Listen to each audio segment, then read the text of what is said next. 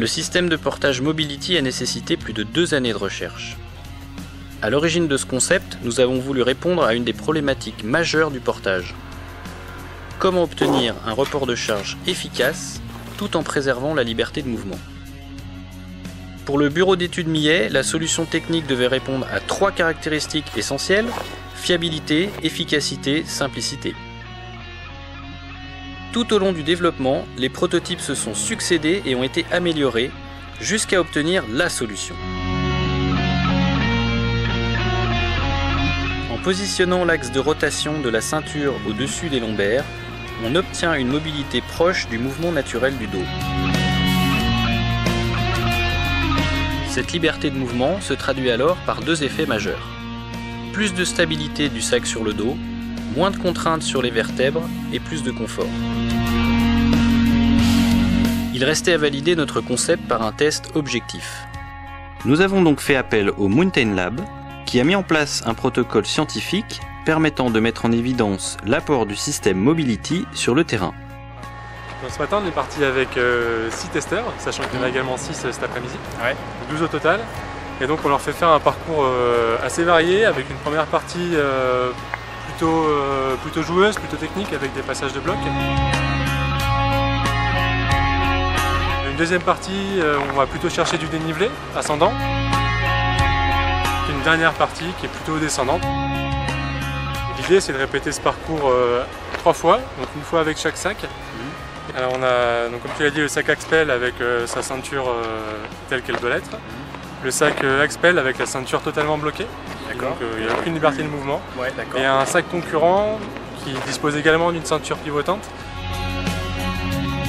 Voilà, et ce qui est important, c'est qu'on a fait en sorte que les sacs soient masqués pour qu'il n'y ait pas d'influence de la marque, de la couleur, et donc pour ne pas biaiser la perception des testeurs.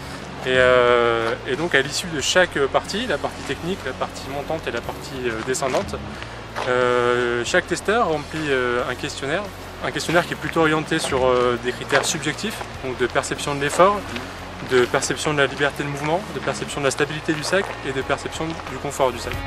Chaque testeur, à chaque fois, aura ce questionnaire à remplir pour chaque sac, pour chaque boucle.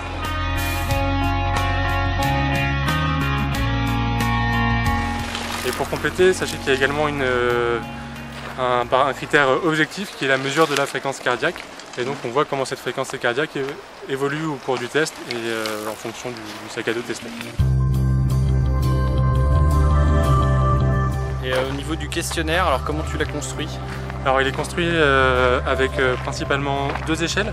La première, c'est l'échelle de Borg, une échelle de l'effort perçu qui est indexée sur la fréquence cardiaque. Elle va de 6 à 20. Sachant que ce sont des scores donc, de perception de l'effort, et le testeur vient cocher le score correspondant à ce qu'il estime être son effort au moment de la prise de mesure. Moi je trouve vachement intéressant de bosser avec Liffremont, c'est qu'ils ont vraiment cette compétence au niveau du test, de la mise en place d'un test qui est scientifique réellement, et nous ça nous permet en tant que fabricant de confronter notre concept à un protocole de test rigoureux et de se faire des convictions, voilà, des réelles convictions sur la pertinence de notre concept. C'est vraiment super important.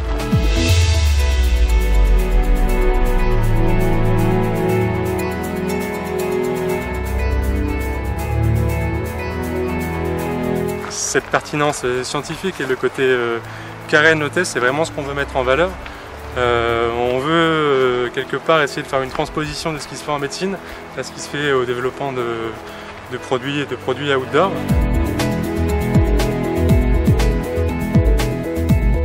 C'est le premier test qu'on lance, donc avec Millet, dans le cadre de notre projet qu'on a appelé le Mountain Lab.